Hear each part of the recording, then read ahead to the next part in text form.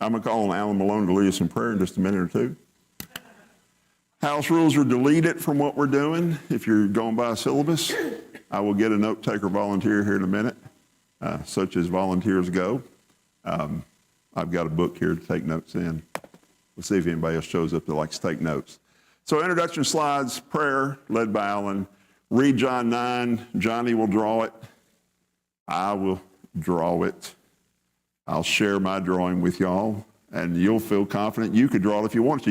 You're welcome to draw it. I think drawing it's actually helpful to learning. That is the goal. Lesson for chapter 9 on pages 43 and 44. Sing at least the chorus of the song we're working on. I redid just the very end of that to get it to fit the notes. And I couldn't find a shape note version of things, and it doesn't show up that well with what I did. But anyway, it's okay. I think we can sing the chorus, no problem. We may sing the rest of it. John 10, as we have opportunity. So, John 8:32. This is on the wall of a building of the government, of the federal government. You shall know the truth, and the truth shall make you free. Anybody know what building that might be? I don't know if it's Supreme Court or not, but it's not the Supreme. Oh, look at that. Johnny knows. Hammer. That's Hammer right there, Johnny. A lot of people don't know this. So yeah. CIA. That's on the CIA's. It's on there. Yeah. And so I'll get Leon to read that. You can read that top for us, can't you? The longest serving director of the Central Intelligence took a personal interest in the construction of the original headquarters building. At the dedication ceremony for OHB, Dulles included a quotation in his speech, "And ye shall know the truth, and the truth shall make you free." John 8:32. Dulles insisted that the quotation be fixed in stone in the OHB lobby. And so it's there. I do agree with maybe it's not really very accurate for the CIA to have that in their lobby, but it is an accurate quote of the Bible. So it's really, really interesting to me. And we just did John 8:32 or John 8 on Wednesday night. And so the syllabus is on pages 2 and 3, and also the back inside pocket. If you ever wonder what we're doing, it's in there in the workbook. And so Alan, lead us in prayer and we'll get started. Thank you that there are still evidences that our country in the past had respect for your word, and that it influenced and shaped the thinking of our government leaders. And we pray that those reminders and evidences would have an impact, and that there would be more of that kind of thinking in the future. Even as we think about the quote we've just read and where it is, we thank you for something else in John 8, the assurance that if the Son makes you free, you shall be free indeed. Father, bless us today as we study. Help us to be honest with ourselves as we contemplate how easy it is to be spiritually blind. And may we be freshly reminded that Jesus is the Good Shepherd. In Jesus' name we pray. Amen. Thank you, Alan. And so read John 8 and draw it. That's our first thing to do. So do it now. It's supposed to be 9. I meant 9. It says 9 on there too. All right. So John 9. Who wants to read this for us? Retha, you good to read this? Read John 9 for us. Johnny will draw it. I'll draw it. Whoever else wants to draw it. As they passed by, he saw a man blind from birth, and his disciples asked him, "Rabbi, who sinned, this man or his parents, that he should be born blind?" Jesus answered, "It was neither that this man sinned, nor his parents, but it was so that the works of God might be displayed in him. We must work the works of him who sent me as long as it is day. Night is coming when no man can work. While I am in the world, I am the light of the world." When he had said this, he spat on the ground and made clay of his spittle and applied the clay to his eyes, and said to him, Go, wash in the pool of Siloam, which is translated sin. So he went away and washed and came back seeing. Therefore the neighbors and those who previously saw him as a beggar were saying, Is not this the one who used to sit and beg? Others were saying, This is he. Still others were saying, No, but he is like him. He kept saying, I am the one. So they were saying to him, How then were your eyes opened? He answered, The man who is called Jesus made clay and anointed my eyes and said to me, Go to Siloam and wash. So I went away and washed, and I received sight. They said to him, Where is he? And he said, I do not know. Controversy over the man.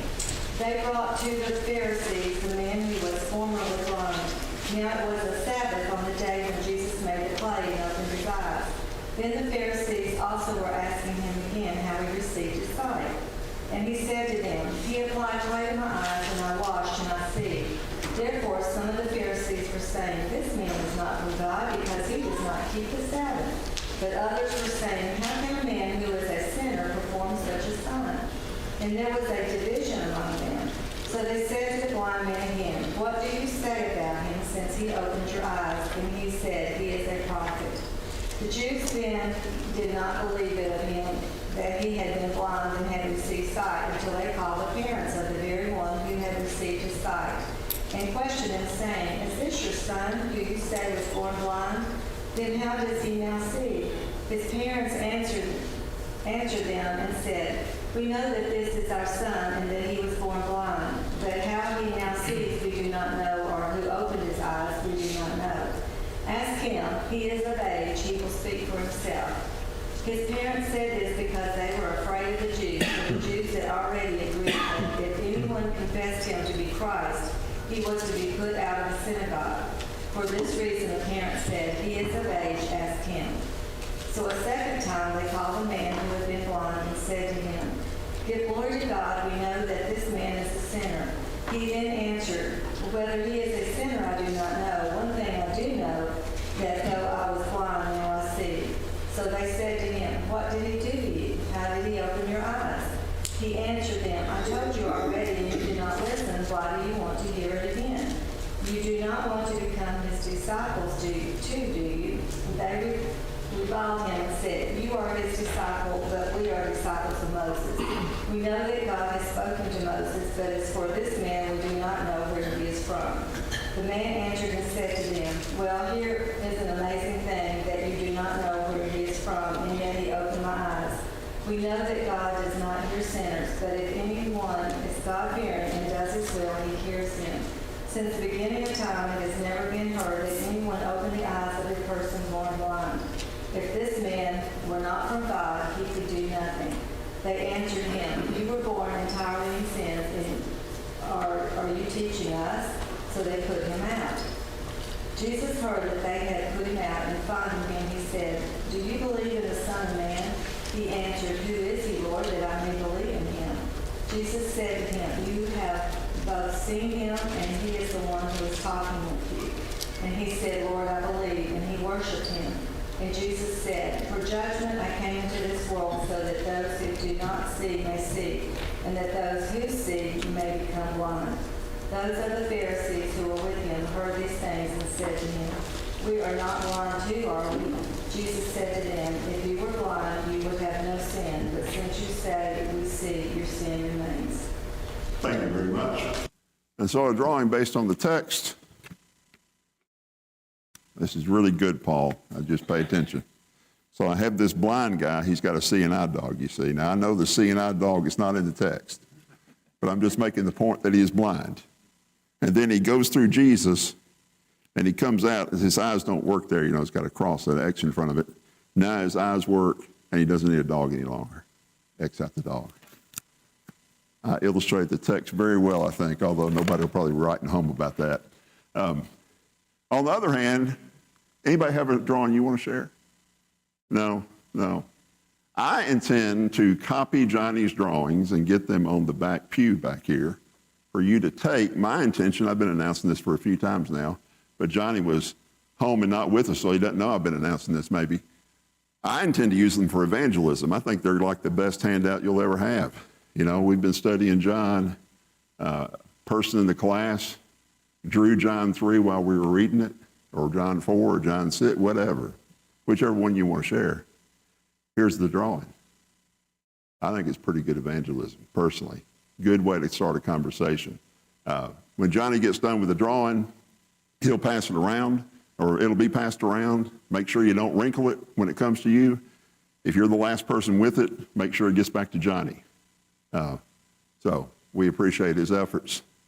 Nothing like being volunteered for one of the biggest projects in class by the teacher before the class ever starts. I know Johnny appreciates that on the drawing. I know Tammy appreciates that on writing the song. So, you know, and I need a volunteer for my note-taking. Clarissa likes to take notes, but she's not here this morning, so I need a note-taker. Probably the hardest job, but it varies among people that does it. So who wants to take notes? Somebody be brave.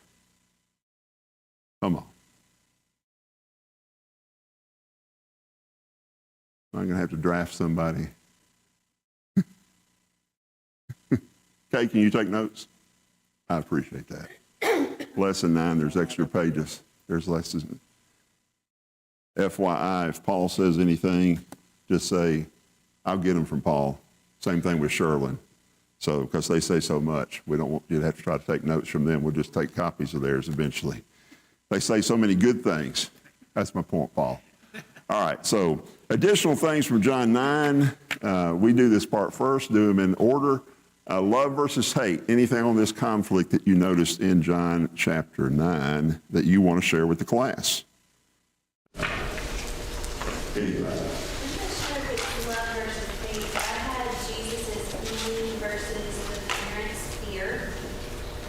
Jesus is what? Say that again. Healing, showing the love of God versus the parents' fear. They're almost afraid to accept the love that Jesus was showing through the healing because of what other people were saying. And for that, that's rejection. Right. Especially with him. Well, I think they're afraid because of the hate of the Pharisees. So the Pharisees really do hate Jesus. You know, I'm sure if we went back and talked to them, they would say, well, we feel like we're right to hate him. That didn't make them right. So yeah, Jesus heals the man. That's love for sure. And yet the parents are afraid, and they're really afraid because of that hate the Pharisees have, and they're going to throw people out of the synagogue. Shirley, you had your hand up. Yeah, I had basically on the first one, the 1 through 7, the love of Jesus to heal the blind man. But it was because the guy was blind in order to show to glorify God. Right. But then the Pharisees, the hate thing, Jesus can't be from God because he heals on the Sabbath. They hung up on that. And then in verse 25, I thought this was really good for love and gratitude. I was blind, but now I see. Yeah. The guy's very grateful. Yeah. Discuss it was verse 27. I've told you, and you didn't listen. I just love the attitude here that this guy has. He is so thrilled to be able to see again that he would go against the upper crust. Right. With a little attitude, you know, I've told you. It's like you tell a child, I've told you, you didn't listen, so suffer consequences. Or maybe more like a child tells you something that's true, but you don't listen because you're the parent. Right. I mean, I think that actually be the way that really works here. And I'm not saying the child should say stuff out of disrespect or anything, but I'm saying it is like that. The Pharisees were like, well, we're better than you. You know, we're higher up than you. We're not going to listen to you. Well, but he's right. But then they turn around in 28 and 29 and they start insulting him. That's right. They're just whiny britches, is the way I think of them. They're just... I hate people that insult the people, Shirley. I really hate that kind of thing. They are. That makes me sad because, you know, they were supposed to be so smart. But even today, some people who are supposed to be so smart are really not the brightest people on it. A lot of times. That's really true. All right. Anybody else on love versus hate? Go ahead, Darryl. In verse 16, it says that And there was a division among them. So some of them loved Jesus, or some of them hated Jesus, and some of them didn't. I think that's a great point. That's a great point. Some of them already had taken their heart towards Jesus, and some of them had doubt, or didn't really, I don't know whether you'd say they loved him, or they just didn't understand what was going on, but there was some of them there that hated him. Yeah, I think that's right. I think that's a great point. So there's some that are more open-minded. They haven't reached a conclusion on him, but they're like, this idea you have that he must be awful, how can that really be true when he's doing such great things? You know, so they don't say exactly what they believe, but they do. Well, to me, they don't. I mean, maybe they do say what they believe. They believe that he must be good because he's healing. He's able to heal. But that's great. Anybody else on love versus hate? Go ahead. I guess I'm going to be off the subject a little bit, but in verse 3, can you just clarify that a little bit? The man was born blind, I guess because Jesus was going to use him to, make him see. Is that what, this particular man was born blind and Jesus knew he was going to heal him. What about today when people say, you must have sinned to have all these bad things happen to you, that kind of thing? Does that compare at all? Yeah, we have to be careful about that, right? They had a very strong theology of, we see it in the book of Job, where if really bad things are happening to you, then you must be really bad. Obviously, I like to use my dad because I want people to feel sorry for me, I guess. But, everybody knows my dad died when I was pretty young, 15. That's not that young, really. But he had lung cancer. He had heart attacks. He smoked. You could argue he deserved what came his way. I wouldn't argue that. You better not argue to me. We'll just say that. but somebody might argue that. And we do see many times, the person who has big problems, it's like, well, I kind of see exactly why you have those problems. And so, that's what they saw, right? Back in ancient times, they saw that.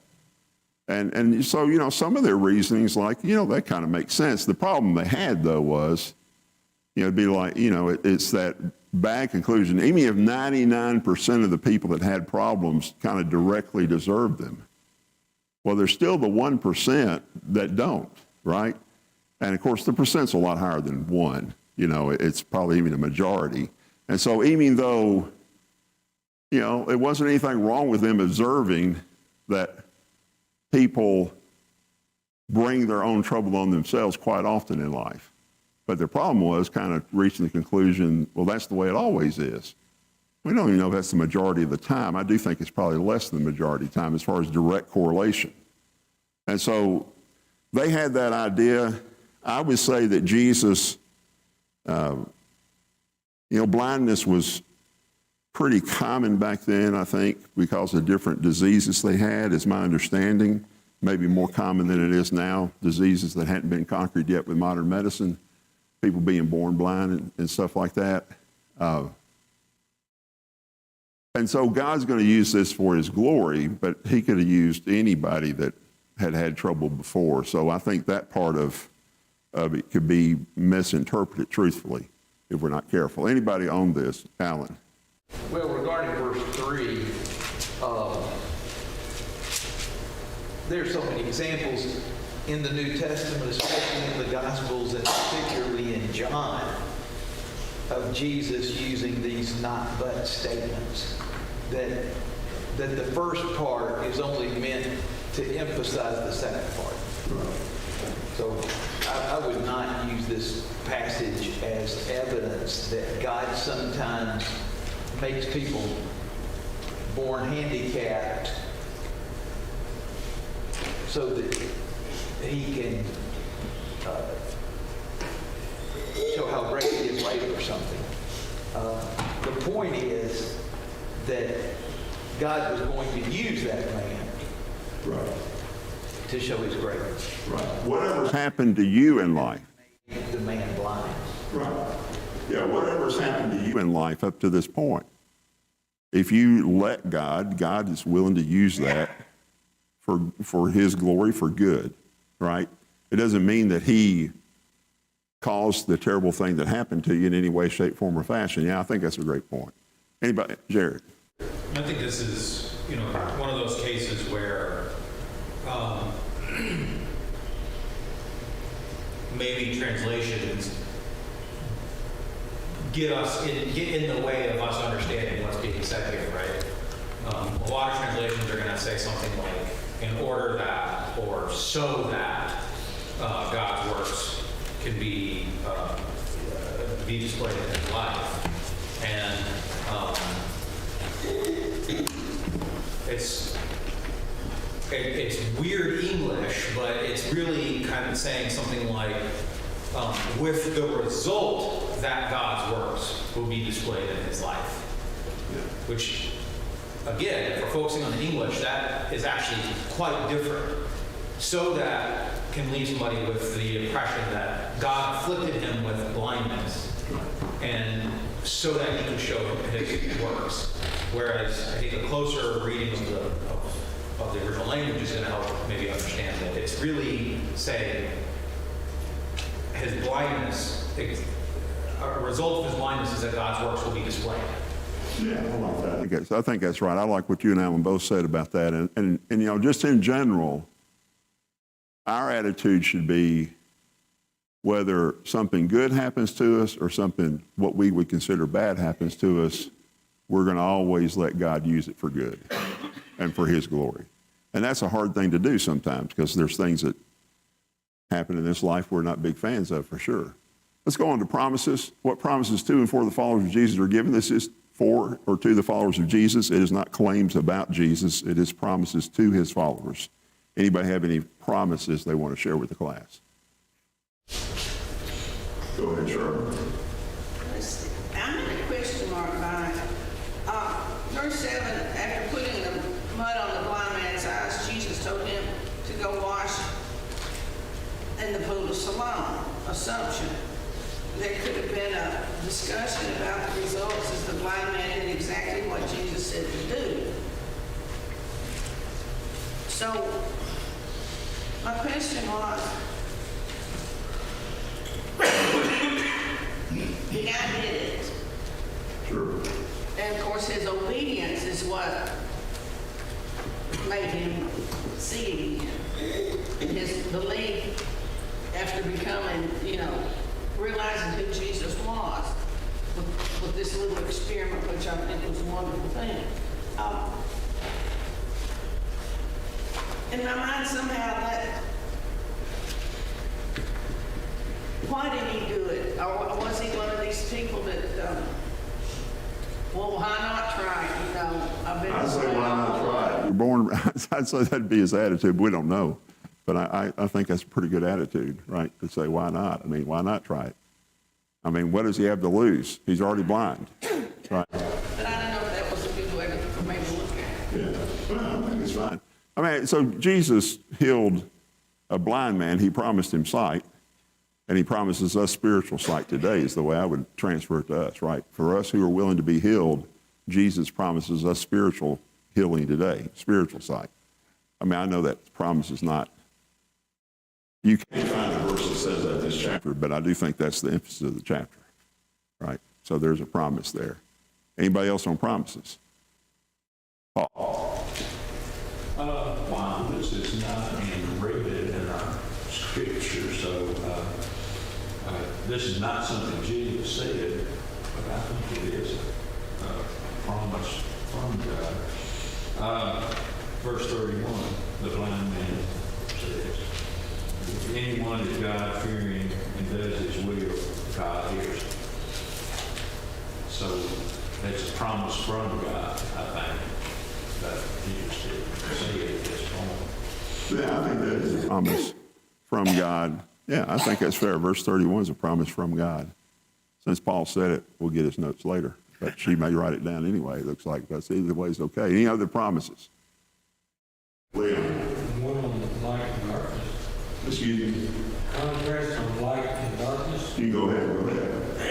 Verse 4 says you got to work through the day, when the night comes and no one can work.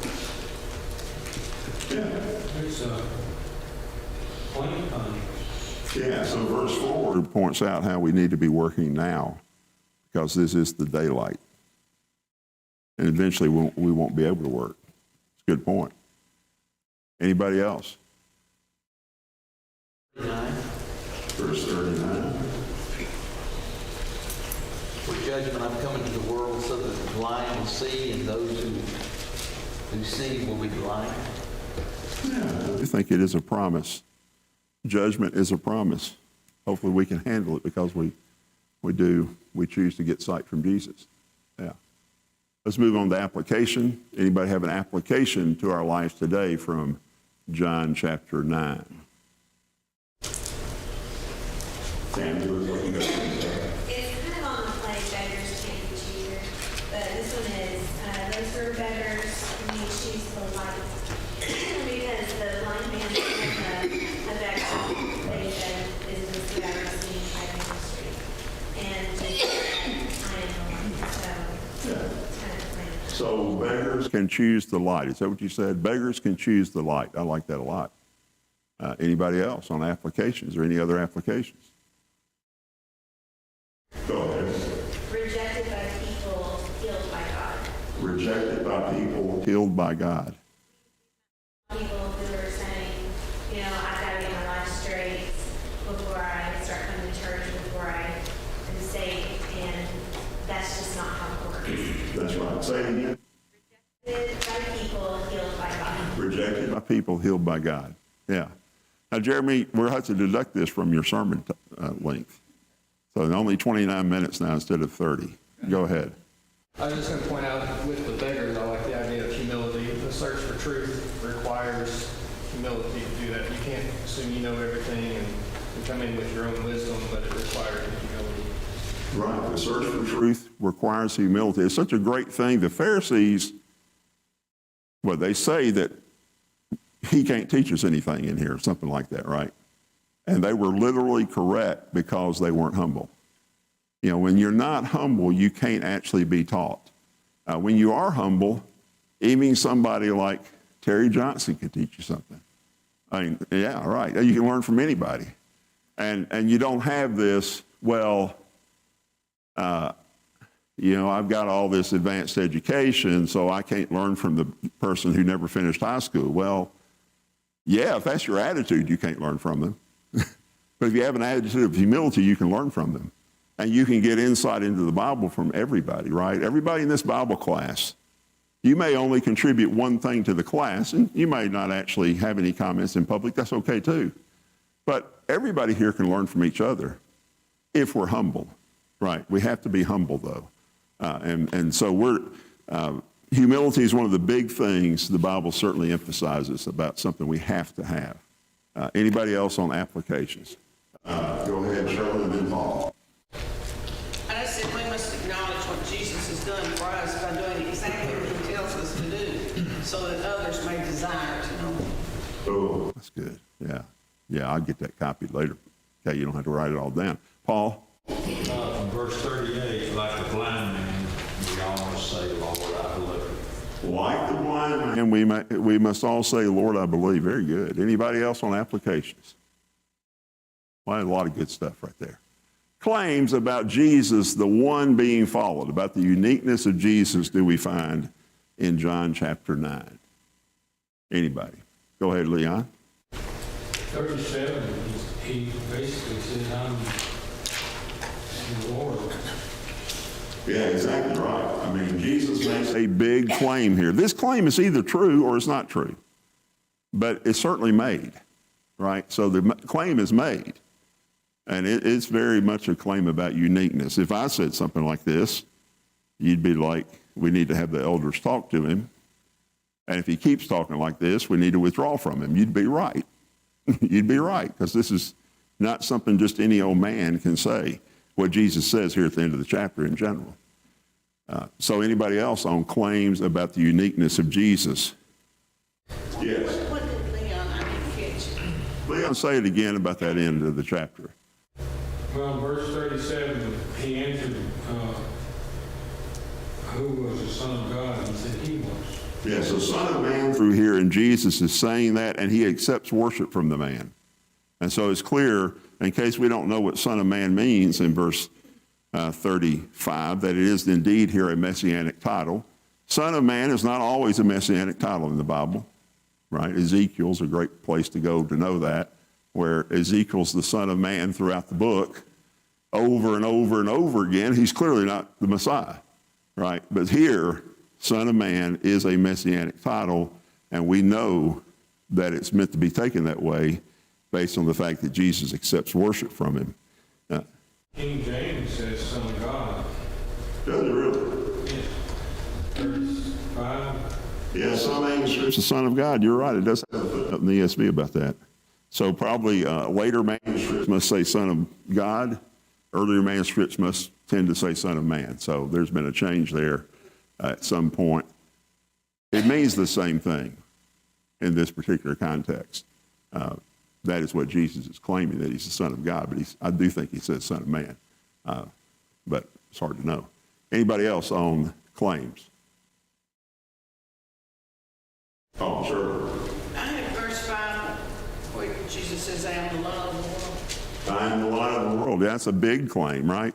I am the light of the world. Once again, if we had somebody here as a member saying they're the light of the world, we'd have the elders talk to them. Hopefully we'd talk to them first ourselves, but, really. Well, that's true. There might be a small L there, right, Alan?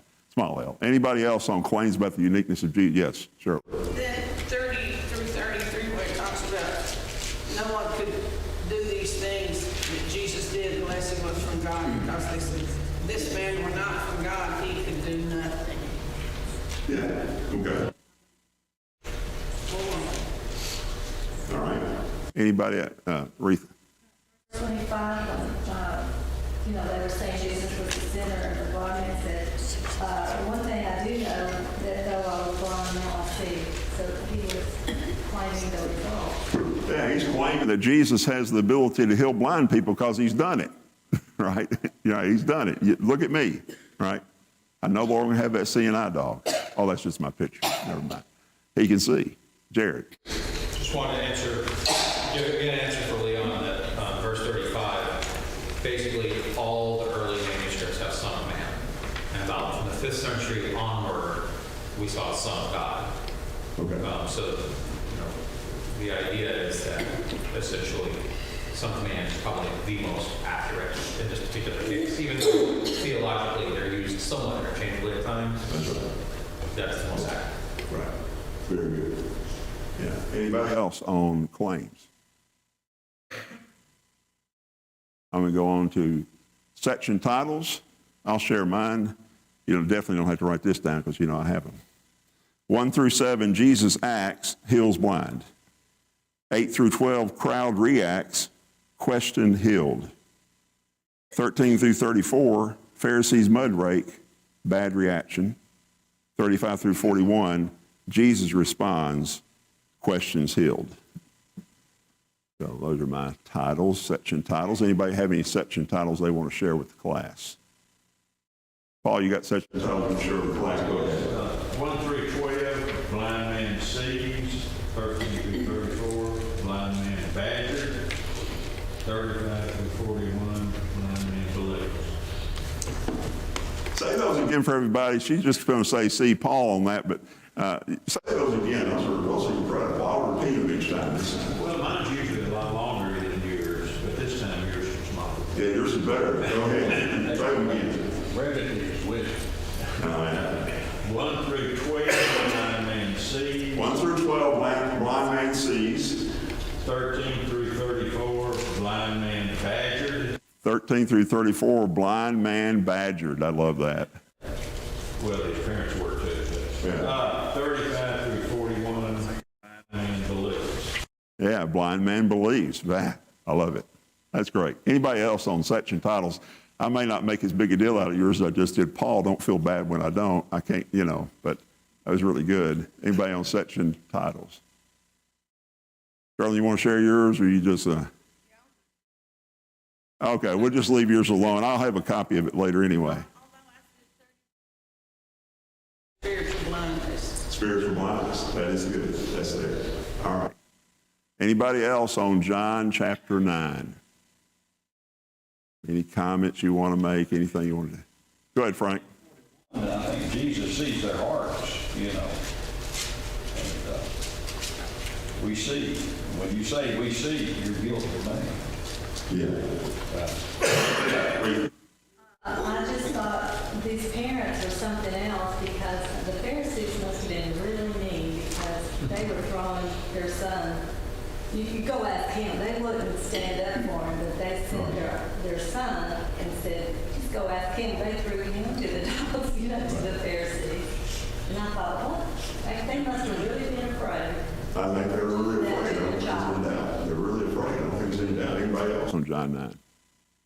Go ahead. The healing of his physical blindness was complete and instantaneous, but the opening of his eyes spiritually was gradual. Early on, he says he is a prophet. That's right. But then, finally, yes, I believe, you are the promised Son of Man. Yeah, there's a growth there. I think there's no doubt. So that's a great point. Part of what goes on here is instantaneous, the physical, but then part takes time. And I think a lot of times we have trouble with things taking time. That we just kind of, we want things to go faster. We know we're not as good as we need to be, et cetera. And so maybe it's good we want them to go faster. But a lot of times things take time as far as spiritual improvement, emotional improvement, things like that. Of course, physical a lot of times takes time too, to be fair. But the physical here is instantaneous, which is really incredible. Anybody else on John 9? All right. We plan on singing every Sunday morning for the rest of the quarter. And I think that's pretty readable. Pretty readable. I did the refrain chorus. The only part I changed from last Sunday morning is the very end. I am the way, the truth, I am the vine. Fits the notes. We were one note off before. Frank, you want to lead this chorus? Hey, go ahead. The vine and ye of the vine. Whoa, I can't do the words. It is the chorus. Let me get my notes out. I'll do this. I'm the bread and I'm the world's wine. I'm the gate and the shepherd too. I am the vine and the resurrection. I am the way, the truth, I am the vine. That's all the I ams in the Gospel of John, although we did have to change the order on a couple of things and leave out truth the second time in the last I am about truth. I've got handouts with the corrected chorus on here, and other than the chorus, it's the same as the time before. Frank, you want to come up and try to lead verses 1, 2, and 3 again? I think that's probably the best use of time for the class right now.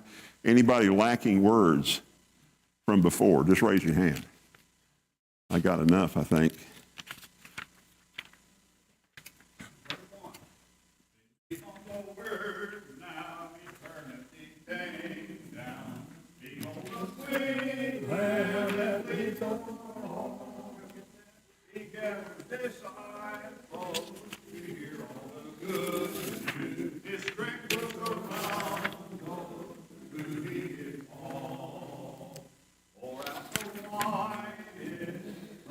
The same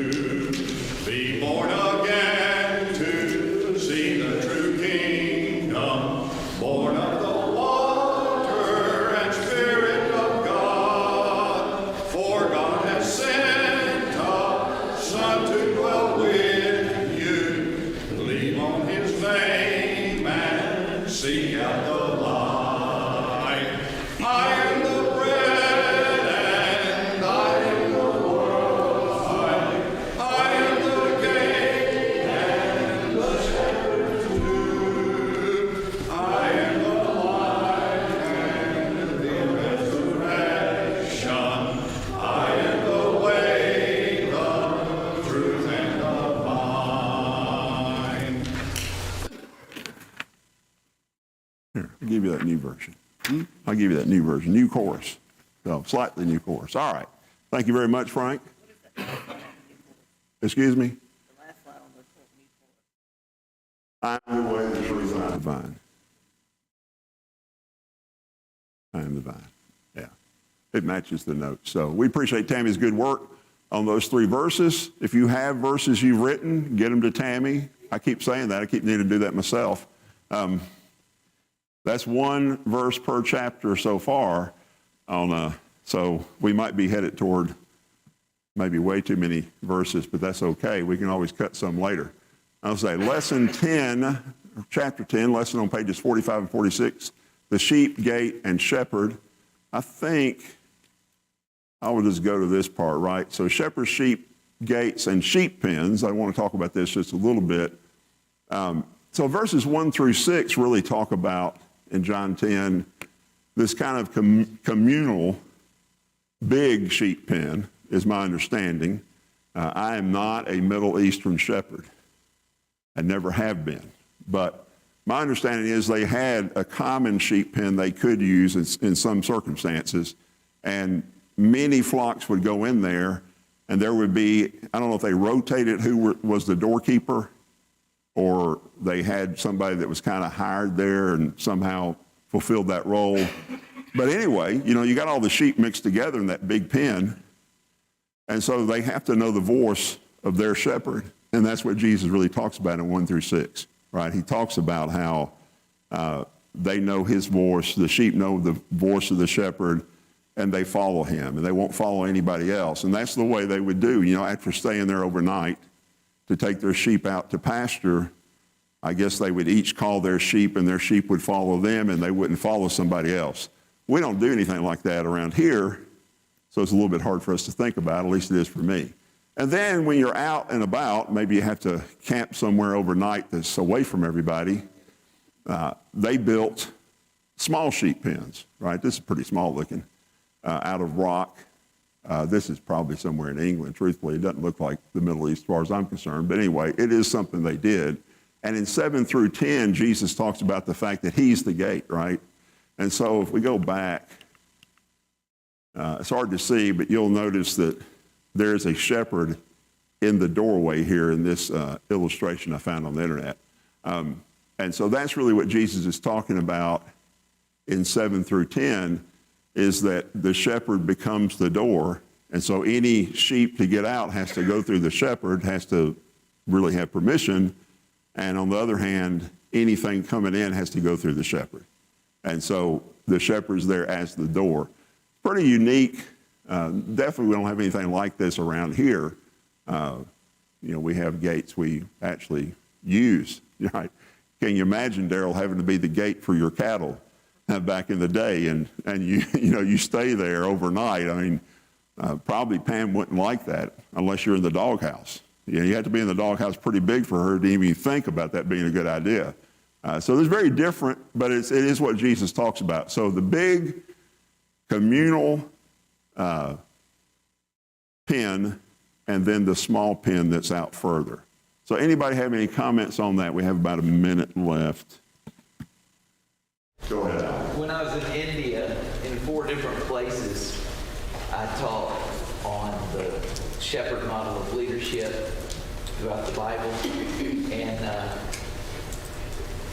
as a result, constantly brethren were saying, as we would see flocks of sheep, that's a good shepherd. That's a bad shepherd. That's a good shepherd. And certainly there are good shepherds and bad shepherds. There are shepherds that do not go before the sheep and lead them through the relationship they have with the sheep.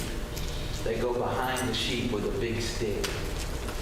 And there's a big difference between the two. And I was glad that the brethren were recognizing that as we regularly saw flocks of sheep.